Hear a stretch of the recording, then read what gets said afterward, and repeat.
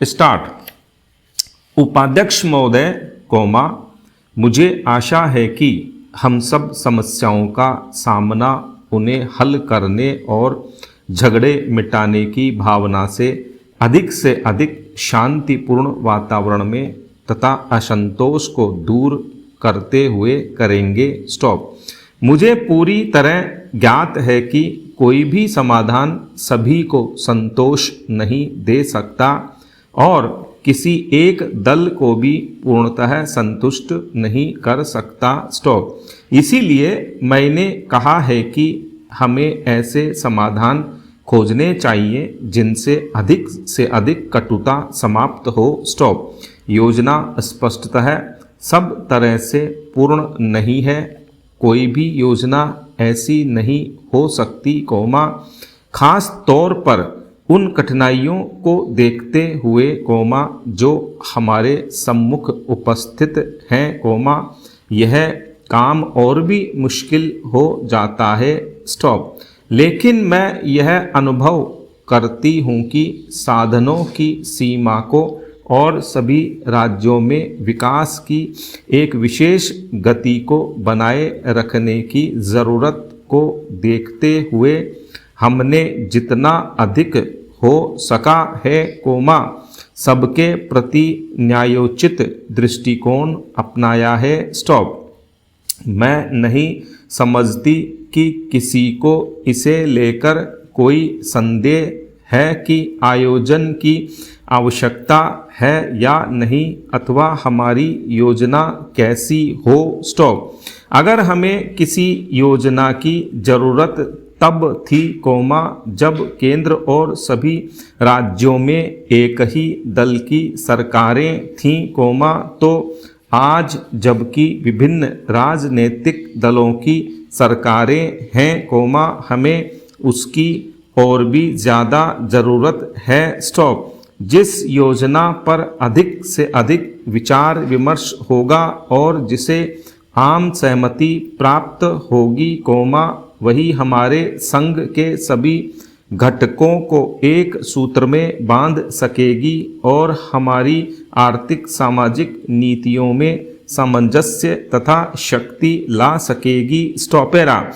हमारी पिछली बैठक के बाद केंद्रीय बजट प्रस्तुत किया गया है। स्टॉप। उसमें हमने समुचित ढंग से सार्वजनिक क्षेत्र में लागत को बढ़ाना चाहा है और अगर राज्य सरकारें योजना आयोग से बातचीत के दौरान जिन लक्ष्यों के लिए सहमत हुई हैं, कोमा, उन्हें पूरा करें तो आगामी वर्ष में योजना खर्च में 400 करोड़ रुपए की वृद्धि संभव हो सकती है। स्टॉप।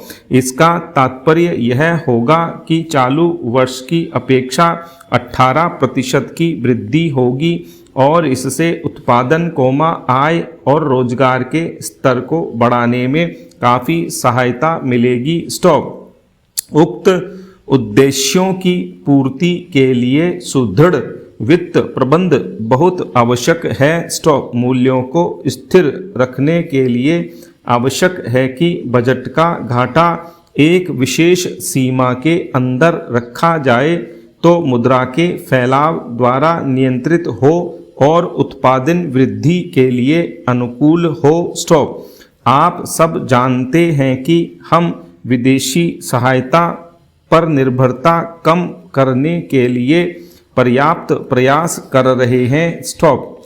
इससे जहां हमारा देश और हमारी आर्थिक बुनियाद मजबूत होगी तथा हमारे उद्योगों, कोमा, रोजगार की स्थिति तथा अन्य कार्यक्रमों का हित होगा, कोमा, वहीं अंतरिम काल में हमें कठिनाई भी झेलनी पड़ेगी, कोमा, और इसलिए घरेलू बचतों को बढ़ाना आवश्यक है। स्टॉप।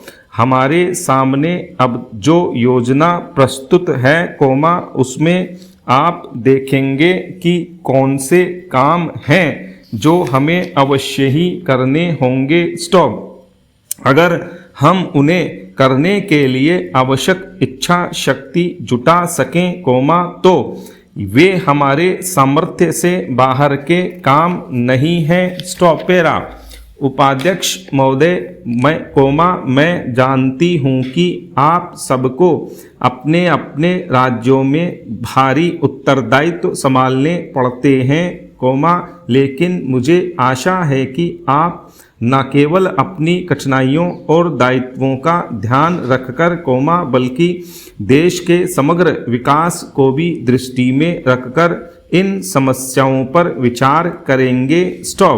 मैं समझती हूँ कि हम सबको यह ज्ञात है कि जहाँ हमारे ऊपर कुछ दबाव है, वहीं हम अपनी स्थानीय कठिनाइयों को तभी हल कर सकते हैं, जब पूरे देश का स्तर ऊंचा उठाने में और प्रगति तथा उग्र गति के लिए हम मजबूत आधार तैयार करने में सहायक बने।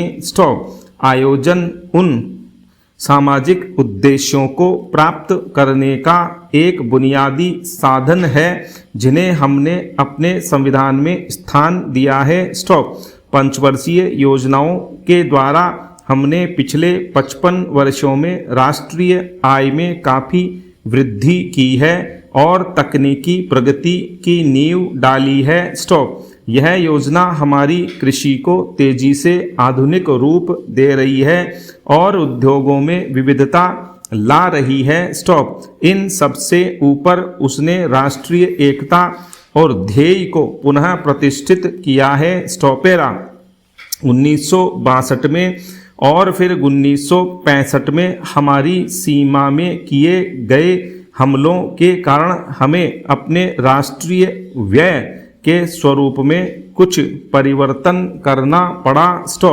विकास और रक्षा की आवश्यकताओं के बीच खिंचाव को दूर करने के पहले ही हमें सूखे का सामना भी करना पड़ा।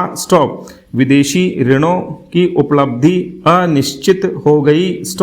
फिर मंदी का दौर आया। इन सब के कारण हमारे सामने ज़्यादा विकल्प नहीं रह गए। हमें सूखे और अकाल जैसी स्थिति से लोहा लेने के लिए और उसके बाद के हालात से निपटने के लिए अपने साधन जुटाने पड़े। कुछ समय तक दीर्घकालीन आयोजन स्थगित करना पड़ा। लेकिन हमने प्रतिकूल परिस्थितियों से भी लाभ उठाने में सफलता पाई। हमने आयातित वस्तुओं के विकल्प देश ही में खोजे, जिससे हमारा औद्योगिक आधार और ज़्यादा व्यापक बना। इसके कारण और विदेशी मुद्रा की ज़रूरत की वजह से हमने लाभदायक निर्यात वृद्धि अभियान चलाया। हमने विकास कार्यों में अपने निवेश के स्तर को बरकरार रखा, विशेषतः सघन कृषि के कार्यक्रमों में। अब एक नया युग आरंभ हुआ है।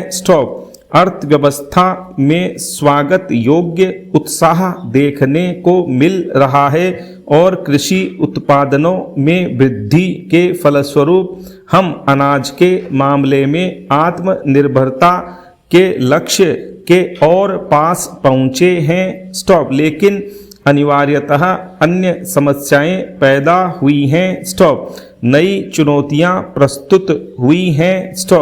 ग्रामीण क्षेत्रों में विषमता बढ़ी है, जिसका कारण अंशतः वे प्रयास हैं जो हमने अनाज के लिए आत्मनिर्भर होने की दिशा में किया है, और अंशतः भूमि सुधारों को लागू करने में हमारी शिथिलता है। यद्यपि औद्योगिक मंदी दूर हट गई है, फिर भी नए उद्योग पर्याप्त मात्रा में तेजी से नहीं स्थापित हो रहे हैं और बेरोजगारी, विशेषतः तकनीकी प्रशिक्षण प्राप्त लोगों की बेरोजगारी, अभी भी चिंताजनक है। हमारी जनसंख्या भी बढ़ी है और उसकी आवाज भी ज्यादा गूंज रही है, जो समझ में आने वाली बात है।